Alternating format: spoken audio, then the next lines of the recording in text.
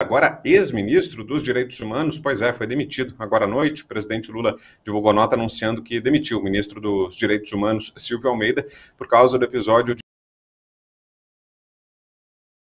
mulheres, incluindo a colega de ministério, a ministra da Igualdade Racial, a Aniele Franco. Sobre isso, a gente tem alguns materiais aqui para mostrar para você. Para começar, um vídeo do deputado Nicolas Ferreira, veja só. Ai, senhores, nada como um dia após o outro. Olha só, vocês lembram que eu falei, né? Que esse vagabundo aí, eu falei, ó, sua voz aveludada não engana o Brasil. Porque os caras da esquerda, eles são mestres em propaganda, né? Eu tenho meu temperamento, de fato, mais afinco. Muita gente fala, nossa, Nicolas, talvez você tenha que ser um pouco mais equilibrado. Mas com gente desse tipo aí, não tem como ter equilíbrio. Dá só uma olhada nessa manchete aí. Pois é, até com a Aniele Franco, hein? Oh, imagina se isso é com o ministro do Bolsonaro. Imagina se isso é comigo. Imagina se tem qualquer tipo de denúncia dessa contra um bolsonarista. Meu irmão, era a Terceira Guerra Mundial, matéria no Fantástico. Eu duvido que eles vão dar devida repercussão pra isso. Alô, feministas, cadê você? Cadê as passeatas, né, dos petistas aí fazendo manifestação pra derrubada do ministro que assedia mulheres, segundo a reportagem? E cadê? Claro que não vai ter, porque vocês são um bando de hipócritas. Mas eu avisei.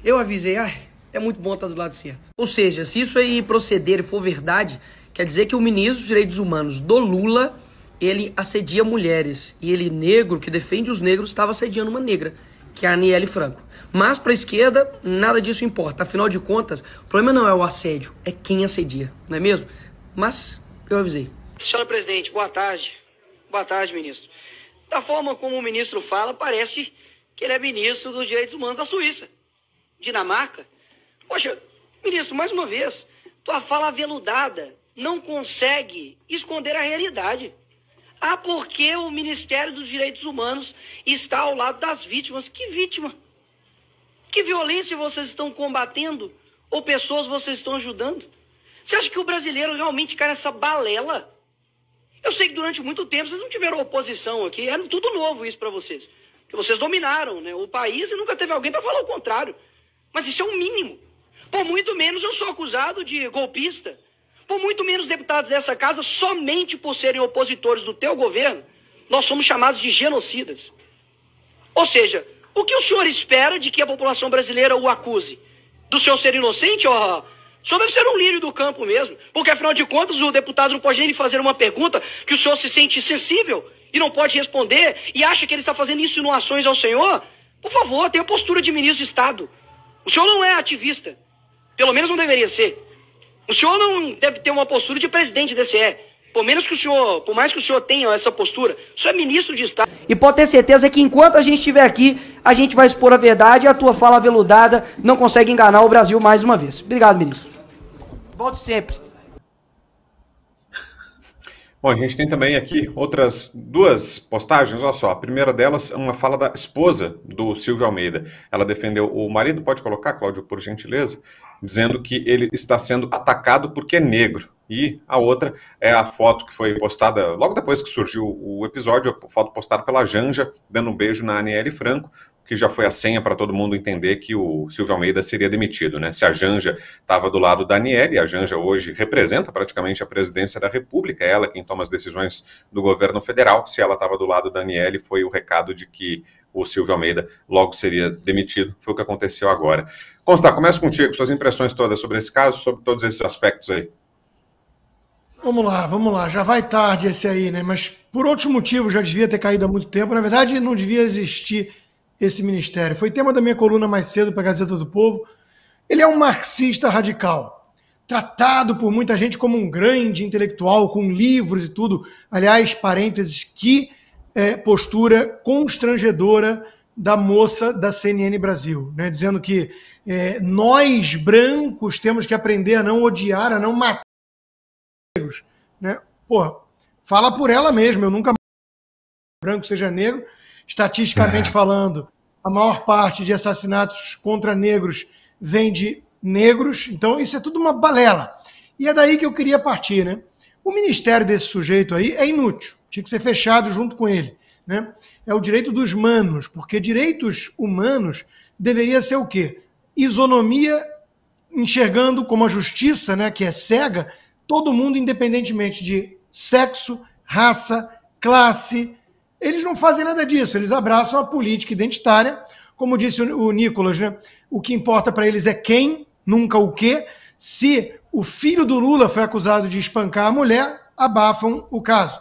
Se o Brett Kavanaugh, que foi indicado para a Suprema Corte pelo Trump, aparece uma qualquer dizendo que 30 anos atrás sofreu abuso dele, sem nenhuma testemunha, sem nenhuma prova, sem nenhum boletim de ocorrência à época, a Kamala Harris abraça como verdade. O movimento Me Too acha que mulher não mente. Imagina, coitado do Neymar, do Johnny Depp e tantos outros que já foram alvos de falsa denúncia. Ou seja, uma visão humanitária de liberalismo clássico vai tratar todos iguais perante as leis, com o devido processo legal, são inocentes até que se prove o contrário e, uma vez mais, vai exigir evidências e vai tratar todo mundo de forma isonômica. Não é isso que eles querem. A turma da esquerda quer usar esses movimentos de minorias como um porrete contra a oposição. É absolutamente hipócrita. É um duplo padrão escancarado. Eles abafam os casos quando vem entre um deles ali acusado e eles tomam como verdade absoluta quando interessa contra os desafetos. Nesse caso, parece que o ministro entrou aí na linha de tiro de interesses obscuros e desafeto ali da própria Janja e tudo mais. E aí ele ficou sem sustentação. A soberba precede a queda, ele gravou um videozinho, né, meio que ameaçando, dando a entender que tem muito material e tudo, que vai continuar ministro como um branco continuaria, e o Lula preferiu escutar a Janja e ele já está demitido, né? Agora, de novo, há muitas explicações. A própria Aniele publicou o seguinte, gente: não é aceitável relativizar ou diminuir episódios de violência. Reconhecer a gravidade dessa prática e agir imediatamente é procedimento correto, mas não agiu imediatamente. A coisa, segundo a própria imprensa que deu a notícia, foi abafada. A Mônica Bergamo disse, ela não queria prejudicar o governo. Cadê nessa hora a turma feminista, mexeu com uma, mexeu com todas, tem que falar, cadê? Elas protegeram, assim como estão protegendo o Lulinha. As feministas esqueceram do Lulinha. Então, ô Brown, é muita hipocrisia, porque a hipocrisia é o método operacional, o modus operandi da esquerda. Eles usam da hipocrisia, porque tudo isso para eles é apenas um discurso para ver quem que eles vão atacar, qual o interesse que eles vão atender. Nota de rodapé, o imitador de foca está decepcionado, mais uma vez, o mesmo que disse no passado recente, que quem votasse em Lula era burro ou canalha, e ele defende o Lula hoje, e, claro, temos que resgatar também aqui, porque é divertido, e hoje é sexta-feira, o País dos Petralhas escreveu, Reinaldo Azevedo: o excelente Silvio Almeida é considerado um nome forte para o Ministério dos Direitos Humanos. Tem formação e competência para esse e outros cargos. É preciso requalificar o governo, o Estado, a República. Envelheceu mal essa mensagem, essa campanha, né? Esse garoto propaganda erra todas também, desde que, sei lá, bateu com a cabeça ou alguma coisa aí aconteceu, que ele vive defendendo hoje os petralhas que ele antes denunciava. Então, Brown, vindo da esquerda, a gente sabe, é hipocrisia, é interesses comezinhos, não tem nada a ver com defender princípios, valores e o indivíduo e a humanidade. Eles defendem os direitos dos manos e apenas isso. E ó, a gente separou aqui esse vídeo que o Consta mencionou da apresentadora da CNN falando do caso, dá uma olhada. Tamanha profundidade sobre racismo estrutural. Profundidade sobre esse olhar doentio que nós, brancos, temos sobre os negros. O quanto nós, brancos, inferiorizamos, excluímos, ferimos, matamos. E a notícia de um ministro de Estado preto denunciado por outra ministra de Estado preta. Todo mundo tem o direito de defender-se e a nossa maturidade e seriedade jornalística nos obriga a ressaltar isso, inclusive trazer a defesa do ministro. É que nós estamos falando de uma das pessoas mais preparadas no Brasil para falar sobre direitos humanos. Formado em filosofia, bacharel em direito, mestrado em direito econômico, doutor, pós-doutor. Escreveu uma infinidade de artigos. Bom, é autor de quase 10 livros, alguns que você nem encontra na livraria, porque estão todos esgotados. Tamanha qualidade. Vai lá, Fabi, contigo. Olha, vou te falar, não sei nem por onde eu começo, mas minha senhora, né, realmente, quer levar essa culpa, leve sozinha, né, eu não vou pedir perdão porque eu sou branca, não vou pedir perdão porque eu sou mulher, não tenho nada a ver com isso. Se a senhora não tem moral para achar algo consistente e falar uma palhaçada dessa, pelo amor de Deus, chega a ser... Isso não é favor para o jornalismo, para mim é um crime até com o jornalismo, dá uma vergonha tão grande, aí ela quer falar do tamanho do currículo. Aí vamos lá, minha senhora, hoje eu vou falar para essa... Vou mirar nela, vamos ver se acorda, jornalista, acorda. Como que a senhora pode fazer algo a respeito disso, colocar algo plausível para as pessoas que estão te ouvindo e não querer ser zoada? Não tem como, porque você vem falar de um cara que supostamente é preto, e aí, né, vírgula, e aí tem um currículo maravilhoso, 10 livros, que não se acha, deve ser porque as universidades aí de esquerda obrigam, né, os estudantes a comprar, só pode, porque não tem explicação. Aliás, livro no Brasil hoje não é quase nem vendido, né, só os de autoajuda, coisas assim, mas esse tipo de coisa, pelo amor de Deus, minha senhora. Aí você vem com esse papozinho, né, de, meu Deus do céu, e agora, porque a Aniele... Aí vira o bingo da classe identitária, né, de puxar as cartinhas. Então, o ministro puxou lá a cartinha do sou preto, aí a Aniele puxou sou preta e lésbica, aí vem sou preto, não sei nem se é lésbica, gente, desculpa se eu errei o termo, mas tá, sou preto, aí começa, aí como não tinha mais chance ontem, ele fez aquela nota usando a instituição ainda do ministério, falando, né, eu tenho um filho, eu tenho uma esposa, ainda pôs a esposa. Tem coisa mais vergonhosa, não tem nada a ver se ele é preto ou branco. Se ele fosse azul e fizesse isso com a esposa, tendo feito isso com mulheres, eu estaria tão brava quanto, né? Aliás, isso pouco importa. O que importa é o que o Nicolas falou. Aliás, Nicolas, parabéns. Você está saindo de... Assim, está maravilhoso. A gente está só apreciando com o seu desempenho, como está excelente. E aí, eu até anotei aqui, porque tanta coisa, né?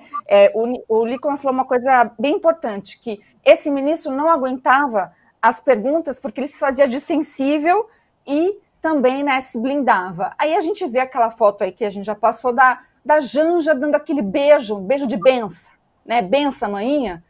Esse mesmo, né? Essa foto aí. Então, a da Janja, né, falando, minha querida, não se preocupe, que nessa briga nós somos nós. Aí você vê, sem ser essa declaração que consta leu Daniele, tem mais uma aqui que eu sou obrigada a ler para vocês entenderem como esse pessoal joga abaixo. Abre aspas aí para Aniele Franco, conforme o G1.